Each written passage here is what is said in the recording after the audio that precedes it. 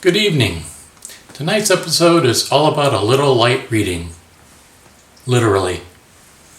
How do we measure light at night when it's good and dark? Well, I'm glad you asked. Chapter 1. Why? We call Montana the Big Sky State.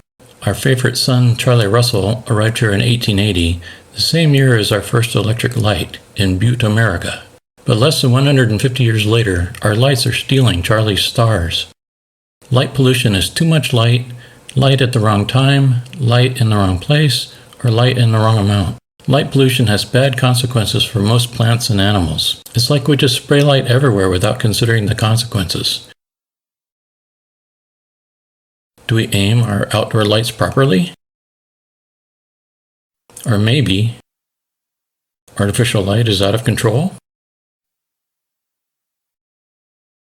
The future's so bright, we're going to need shades at night. Protecting our starry sky heritage is one of many good reasons to measure and address light pollution. Chapter 2. Stuff. What kinds of stuff will we need to measure light after dark? I always wear bear spray because in Montana we have lots of curious bears and lots of weird neighbors. You'll also want to wear a red headlamp. Don't use a white flashlight because if you do, you'll be blind every time you turn it off, and you won't be able to watch for the neighbors. Finally, you'll need a clipboard and paper to write on, and you can use a good pencil or your favorite crayon, your choice. Whatever your plan is, I suggest checking the locations out in daylight first. You might need to temporarily mark a generic location with a small pile of rocks called a cairn. A cairn. Oh yeah, we're going to need some sort of light detector. Chapter 3. Light meters. Here are some of the different light meters used at night in order of cost and complexity. You might see different scales used with different meters and maps, including Bortle scale, naked eye limiting magnitude, and magnitudes per arc second squared. The easiest meter to use is one most of us already own, the human eye. With naked eyes, you look to see how many stars are visible within the bounds of the constellation featured at the Globe at Night cell phone app or website. 6 simple steps, easy peasy. Another way to measure light at night is with your cell phone's camera. Download the Dark Sky Meter app or the Loss of Night app and just follow a few easy steps. Both of these apps generate maps online.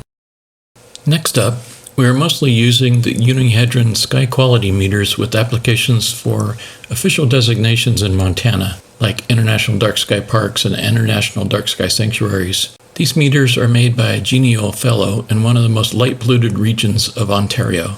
Canadians call it a sky quality meter, eh? Here in Montana, we just call it SQM. There are 2 versions, the SQM and the SQML. The L stands for good luck. Just kidding. L is for the lens that narrows the beam of light entering the SQM. When you point this at the night sky, the regular SQM looks at a 40-degree cone above your head. The SQML looks at a narrower 10-degree cone of night sky. Bigger is better at Dairy Heaven, but at night the smaller cone is preferred. You've stuck with me this long. Let's finally record a light reading. Point the SQM straight up and push the button. Stand still. The SQM will beep while it's collecting photons. When it's done, it'll stop beeping and display a 4-digit number. For the first 2 or 3 readings at each location, take note and then toss them out. The meter needs to stabilize at the ambient air temperature before it will give you consistent repeat readings. A city night sky with lots of light pollution comes in at about 18, while anything 21.5 and above is a high-quality sky brimming with stars. Now, people are different, some quite different, and we might do things in slightly different ways. Me, I like to take 4 light readings at each location, pointing the meter straight up but facing in the 4 cardinal directions, north, east, south, and west. Later on, I will average them and the 4 shall become 1. Next up is a portable light meter that covers the whole sky, not just the zenith. After leveling the TESS AS on your tripod, you start it from a phone app.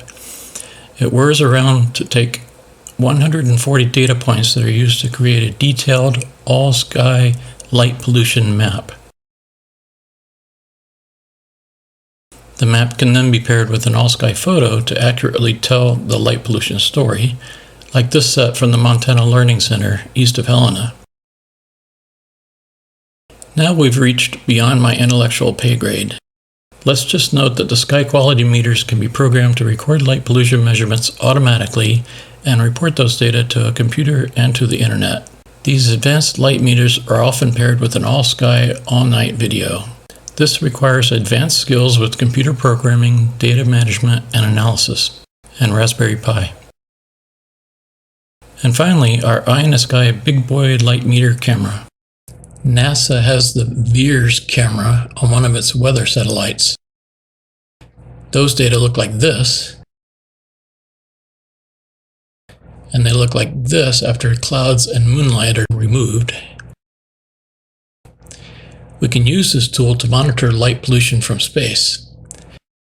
In 2015, some really smart people used VIIRS data to calculate what the sky glow looks like from the ground down here where we live.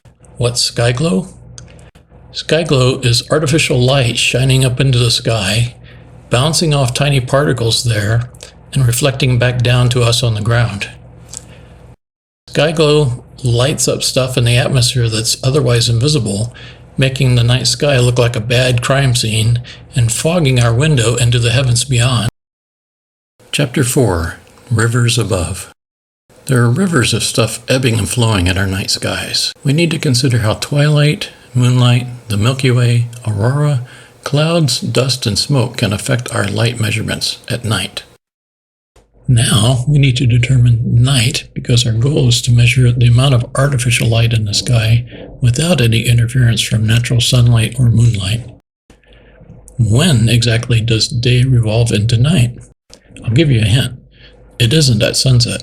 What we call night is actually the Earth's own shadow. You and I revolve into the shadow almost 2 hours after sunset. Between day and night lies the twilight zone and the terminator. The twilight zone is divided into 3 parts, depending on how far the sun is below the horizon. Okay, so what about moonlight?